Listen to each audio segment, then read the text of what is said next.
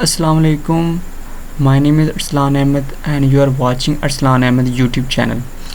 आज की हम इस वीडियो में आफ्टर मैट्रिक प्री इंजीनियरिंग की बात करेंगे कि प्री इंजीनियरिंग क्या होती है, जिसको अदर नेम प्री मेडिकल है।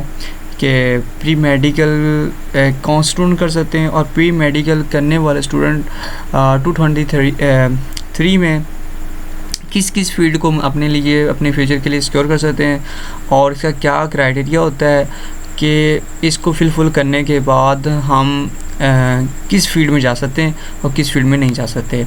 तो तमाम तर बातें मैंने इस वीडियो में इन डिटेल के साथ मैंने मेंशन कर दी हैं और आप इसकी जो फाइल है वो मैं कमेंट नीचे लिंक में इसका मेंशन कर दूंगा, तो आप वहाँ से भी देख सकते हैं।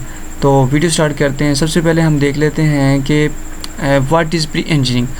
तो प्री इंजीनियरिंग कौन से स्टूडेंट कर सकते हैं? पहले तो ये सवाल हमारे जहन में आता है कि प्री इंजीनियरिंग कर सकते हैं ऐसे स्टूडेंट जो मैट्रिक में साइंस सब्जेक्ट के साथ पढ़ते हैं कि वो हमारे पास प्री इंजीनियरिंग कर सकते हैं। और ये प्री इंजीनियरिंग होती क्या है या प्री मेडिकल होता क्या है? तो हमारे पास ये 2 साल प्रोग्राम होता है जिसमें हम क्या करते हैं, फिज़िक्स, केमिस्ट्री और मैथ के साथ स्टडी करते हैं। और इसको करने के बाद हम क्या करते हैं, ये नीचे मैंने यही मेंशन किया हुआ है कि ऐसे स्टूडेंट जो कि प्री इंजीनियरिंग करते हैं जिनका आगे मुस्तकबिल में अपना शौक़ ये होता है कि वो इंजीनियरिंग की फील्ड में जाना चाहेंगे, तो उसके लिए थोड़ा सा उनके लिए हार्डवर्क होता है और एक दफ़ा हार्डवर्क करने के बाद वो अपने लिए अपने फ्यूचर को सिक्योर कर सकते हैं। तो सिंपल सी बात है, किसी भी काम को करने के लिए मेहनत तो दरकार होती है। तो उसके लिए अगर हम बात करें सब्जेक्ट की बात करें तो इसमें हमारे पास सब्जेक्ट की बात करें तो इसमें फ़िज़िक्स, केमिस्ट्री और मैथमेटिक्स होता है जो कि 2 साल में हमें पढ़नी पड़ती है। बाकी जो हमारे कम्प्लेक्स सब्जेक्ट होते हैं वो सेम होते हैं। इसमें हमारे पास अगर प्री इंजीनियरिंग की बात करें तो इसमें बहुत सारी वाइड रेंजेस में होती हैं, मतलब इंजीनियरिंग के अलावा भी बहुत सारी फील्ड्स होती हैं। अगर कोई स्टूडेंट इंजीनियरिंग में नहीं जाना चाहता तो उसके अंदर भी बहुत सारी फील्ड्स होती हैं, जैसे कि मैंने इससे पहले की वीडियो में बनाई थी जिसका लिंक भी मैं नीचे दे दूँगा डिस्क्रिप्शन में, और आपको नज़र भी आ रहा होगा कि ऐसे स्टूडेंट जो प्री मेडिकल के बाद क्या कर सकते हैं। बाय द वे इस वीडियो में हम जस्ट बात करेंगे प्री इंजीनियरिंग की। तो प्री इंजीनियरिंग में ऐसे स्टूडेंट दाखिला ले सकते हैं जो अपने एफएससी में बहुत अच्छे मार्क्स लेते हैं और उसके बाद हमारे पास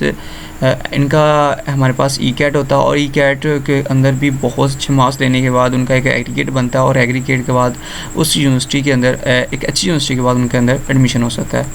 तो हम देख लेते हैं कि ऐसे स्टूडेंट जो प्री या नॉन मेडिकल करते हैं, एफएससी प्री नॉन मेडिकल करते हैं, तो उसके बाद उनके लिए क्या क्या फील्ड्स होती हैं और वो किस फील्ड के लिए अपने आप को मुंतखब कर सकते हैं। तो नंबर 1 देखते हैं।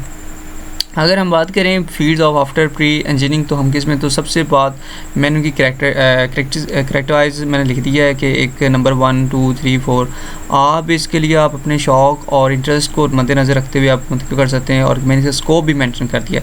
तो सबसे पहले बात हम एरोस्पेस इंजीनियरिंग की बात कर रहे हैं। तो एरोस्पेस इंजीनियर ऐसे इंजीनियर्स होते हैं to more than sure we get a summer vacation safely they develop and technology that in helps and weather predictions.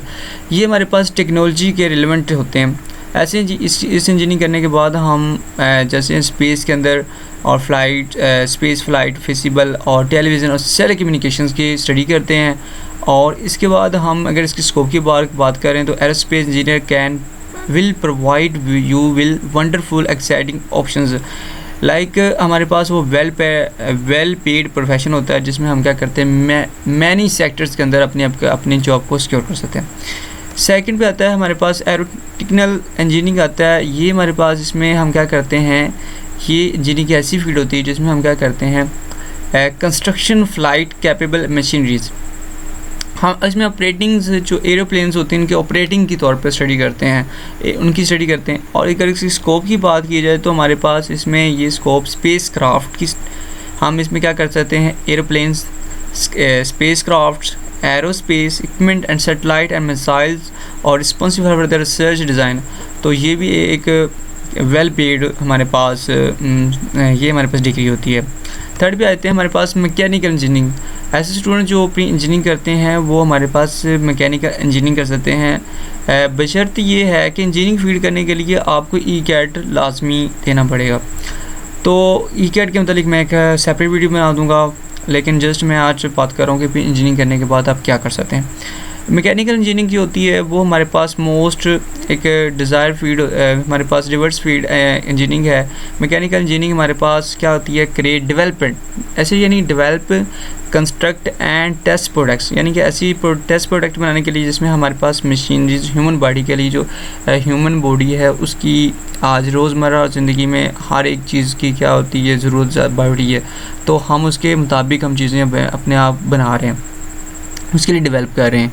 तो ये इसमें हम क्या करते हैं, अपने आप भी अपना आपको अपना फ्यूचर सिक्योर कर सकते हैं। अगर हम किसी स्कोप की बात करें तो इसको करने के बाद, मैकेनिकल इंजीनियरिंग करने के बाद हम क्या कर सकते हैं कि हमारे पास बेसिक अगर एप्लीकेशन की बात करें तो हमारे पास problem solving approaches to any product to design through manufacture, यानी कि हम इसमें मैन्युफैक्चर जो होती है मार्केटिंग में, मार्केट प्लेस में हम अपना फ्यूचर्स कर सकते हैं।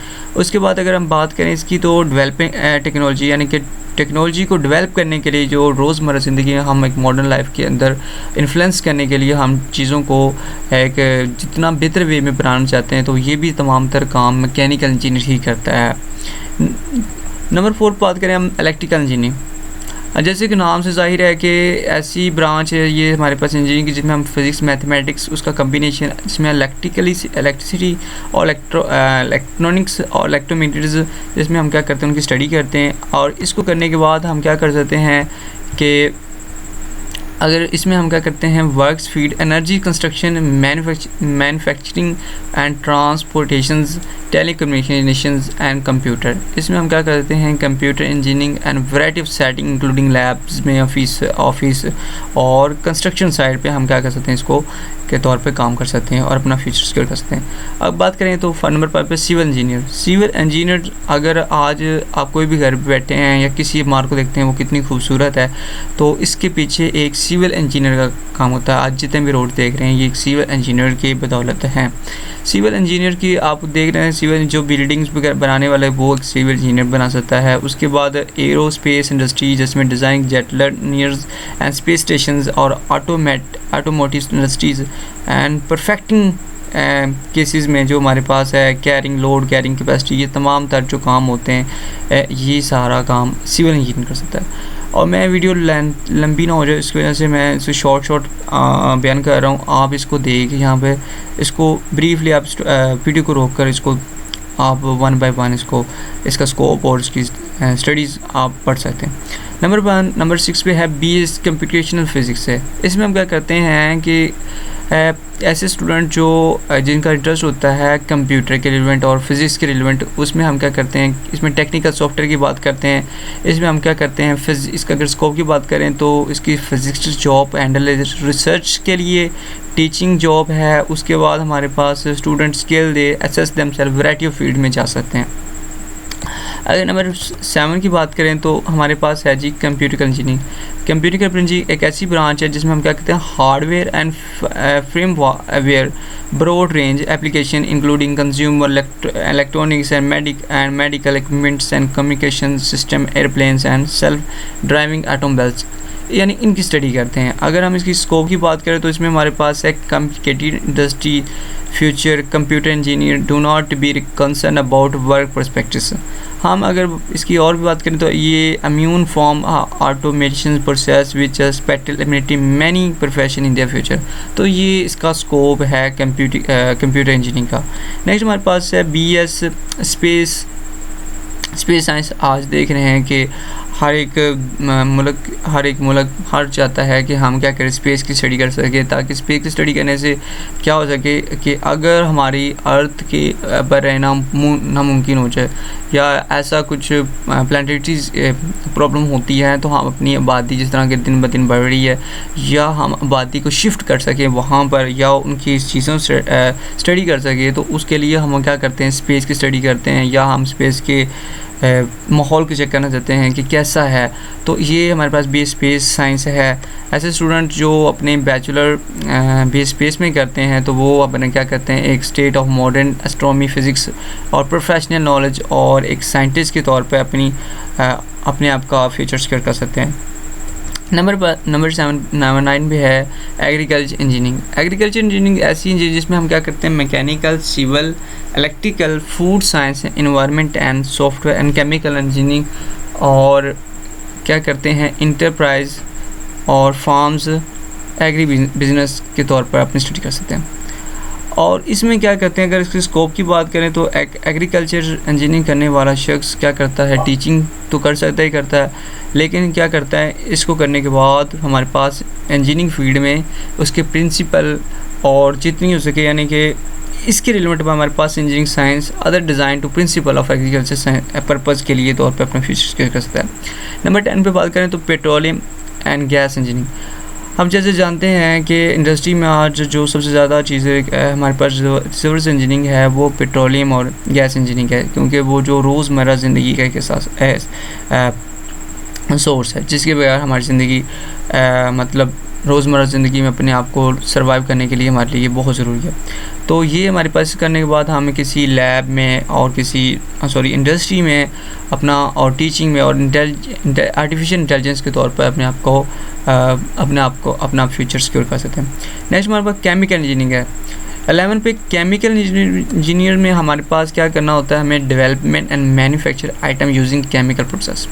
हम इसमें क्या करते हैं, डेवलपमेंट करते हैं और मैन्युफैक्चर यानी चीज़ों को बनाते हैं, एंड प्रोसीजर रिफाइनरी, इसमें raw materials, well mixing, compounding and professional communication falls under this categories है। अगर इसकी स्कोप की बात करें तो केमिकल इंजीनियर जो होता है वो लेबोरेटरी में काम करता है, practical application for commercial products और manufacture then can see to maintain enhance this process. अगर हम बात करें 12 पे तो हमारे पास इलेक्ट्रॉनिक इंजीनियरिंग है। इलेक्ट्रॉनिक इंजीनियरिंग हमारे पास क्या है, ऐसा डिसिप्लिन होता है जिसमें हम क्या करते हैं, डीलिंग करते हैं use electronic equipments and integrating circuits and transistor and well use तो इलेक्ट्रोमैग्नेटिक स्पेक्ट्रम। इसको करने के बाद हम क्या कर सकते हैं कि अगर स्कोप की बात करें तो हमारे पास electrical source power as electrical engineering के तौर पे हम कर सकते हैं, जिसमें capacitor, diodes and resistor and transistor example of these components. हम बात करते हैं नंबर 13, तो हम अपना BS फिजिक्स कर सकते हैं। ऐसे स्टूडेंट जो प्री इंजीनियरिंग या प्री नॉन मेडिकल की बात करते हैं तो वो अगर वो इंजीनियरिंग की फील्ड में नहीं जाना चाहते तो वो BS फिजिक्स कर सकते हैं। ये 4 साल प्रोग्राम होता है जिसमें हम क्या करते हैं, फिजिक्स के प्रिंसिपल की स्टडी करते हैं। अगर हम इसको क्या तो हमारे पास टीचर तो होता ही है, उसके बाद रिसर्चर और हमारे पास साइंटिस्ट के तौर पे भी हम स्टडी अपना फ्यूचर सिक्योर कर सकते हैं। BS नैनो टेक्नोलॉजी की बात करें तो BS नैनो टेक्नोलॉजी हमारे पास एक एजुकेशन जिसमें हम क्या करते हैं, frequently combined nano technology education होती है, जिसमें chemistry, physics, molecular biology and mathematics all are building success field of nano technology की हम बात करते हैं तो हमारे पास फैक्ट्री और सेक्टर होते हैं जिसमें इंक्लूडिंग मेडिसिन, इंजीनियरिंग है, environment research and water treatment है। नेक्स्ट हमारी बात करते हैं तो BS computer science information technology, इसमें BScs कर लें, बात करें IT तो हम इसमें ऐसी इंजीनियरिंग जिसमें हम सॉफ्टवेयर डेवलपमेंट की बात करते हैं, अपनी लैंग्वेजिस्ट डेवलपमेंट की बात करते हैं, कंप्यूटर साइंस डिग्री, ये हमारे पास mathematical theoretical understanding of computing होते हैं। अगर इसको करने के बाद हम क्या करते हैं, ऐसे जो लोग BS कंप्यूटर साइंस या BS IT करते हैं तो वो क्या कर सकते हैं, गुड प्रोग्रामिंग एबिलिटी, वो प्रोग्राम डेवलप कर सकते हैं, सॉफ्टवेयर टेस्टिंग के तौर पे अपनी जॉब्स कर सकते हैं, और मेन इंस्टीट्यूशन जहाँ पर हमारे पास बहुत सारे सॉफ्टवेयर डेवलपर की ज़रूरत होती है वो अपना वहाँ पे फीचर्स सिक्योर कर सकते हैं। और researcher software design, gaming program, ये तमाम तर चीज़ें एक BS कंप्यूटर साइंस वाला शख्स ही कर सकता है। नेक्स्ट हम बात करते हैं 16 की BS इलेक्ट्रॉनिक्स। तो आज जैसे कि हम जानते हैं कि कोई ऐसी चीज़ नहीं है जो जिसमें इलेक्ट्रॉनिक्स से ना बनी हो, जिसमें हमारे पास एनालॉग और डिजिटल सर्किट डिज़ाइन है, हार्डवेयर है, चाहे सर्किट डिज़ाइन है, ये हमारे पास BS इलेक्ट्रॉनिक्स में आज स्टडी आती है। अगर हम इसकी स्कोप की बात करें तो their degrees gives your options to work everywhere electronic information is used, और इसमें डेवलपमेंट ऑटोमेशन है, सिस्टम है, इलेक्ट्रॉनिक्स बेस्ड कंट्रोल सिस्टम है, ये तमाम तर चीज़ें बीएस इलेक्ट्रॉनिक्स रहता है। अगर हम नंबर 17 की बात करें तो हमारे पास बीएस मैथमेटिक्स है। ऐसे स्टूडेंट जो प्री इंजीनियरिंग करते हैं तो बीएस मैथमेटिक्स रखते हैं। अगर हम इसकी स्कोप की बात करें तो इस पर हम इसको टीचिंग तो होती है, उस पर हमारे पास मार्केटिंग है, अकाउंटिंग है, कॉमर्स है, और एजुकेशन है, रिसर्च है, इंफॉर्मेशन टेक्नोलॉजी में अपना फ्यूचर्स कर सकते हैं। नंबर हम 18 की बात करते हैं हमारे पास है मटीरियल इंजीनियरिंग। ऐसे साइंस जो ब्रांच ऑफ साइंस होती है जिसमें हम क्या करते हैं, फिजिक्स, केमिस्ट्री और कोई कंसेप्ट टू टैकल। हम उनके जो कंसेप्ट उनको टैकल करने के बाद हम इसकी नैनो टेक्नोलॉजी और बायोटेक्नोलॉजी, इंफॉर्मेशन टेक्नोलॉजी और manufacturing and other important engineering की बात करते हैं। और इसको करने के बाद हम क्या करते हैं, एक साइंटिस्ट के तौर पे अपनी और discovery approach to and wide rare material to range of application के तौर पर अपना फ्यूचर को सिक्योर कर सकते हैं। नेक्स्ट बात कर 19 की बात करते हैं तो हमारे पास मेट्रोलॉजी एंड मटेरियल्स है। The field teach to student material behave, how to use और इन्हांस, यानी उसको वो कैसे बिहेव करता है, उसको कैसे यूज़ कर सकते हैं और कैसे उसको बढ़ा सकते हैं। तो इसमें हम कहते हैं कि इसका अगर स्कोप है तो ये हमारे पास हाई लेवल जॉब होती है जिसमें हम क्या कहते हैं certifications for man and women like. अगर हम बात करते हैं नंबर 20 पे तो हमारे पास पॉलीमर एंड पेट्रोकेमिकल है, जिसमें हम जैसे कि मैंने मेंशन किया था कि जिसमें हम पेट्रोलियम की सनत है उसमें हम अपना सनत है उसमें हम क्या which they design operate the manage how to use to academically and practically how to fix technical use. तो हम इसमें हम अपना फीचर्स को करते हैं। नेक्स्ट हमारे पास 21 में है robotics and events mist and controlling. तो इसमें हम क्या करते हैं, रोबोट्स को बनाते हैं, रोबोट की स्टडी करते हैं, रोबोट को गैजेट को कैसे यूज़ कर सकते हैं।